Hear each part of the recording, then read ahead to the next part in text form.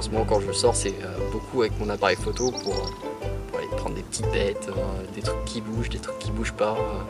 Ça peut être un petit parc ou même dans la nature, dans la garrigue.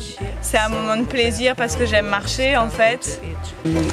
Regarder autour de soi, regarder les végétaux, les animaux.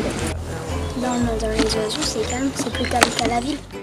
Il y a la caméra ici. On dit qu'elle serait par là? Ouais, okay. La caméra devant. Donc, le tome 1. Ça va être difficile de parler à la caméra.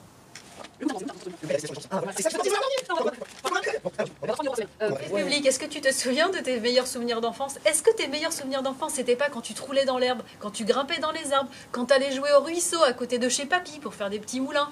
Est-ce que c'est pas ça quand t'allais à la pêche?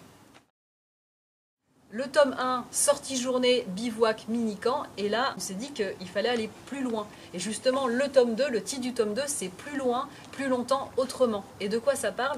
Alors, ça continue, enfin, dans ce bouquin, on continue à avoir plein de trucs et astuces pour amener des groupes dans la nature, des encarts réglementaires, l'idée étant d'accompagner les animateurs, de les aider à préparer leur sortie, à se dire, bah oui, c'est possible, j'ai le droit de le faire, et puis je sais comment le faire. On peut découvrir comment installer, par exemple, un camp fixe en pleine nature, amener des groupes dans la nature, mais autrement. Donc par exemple, faire des sorties dans la neige, des sorties avec les ânes, des sorties à vélo.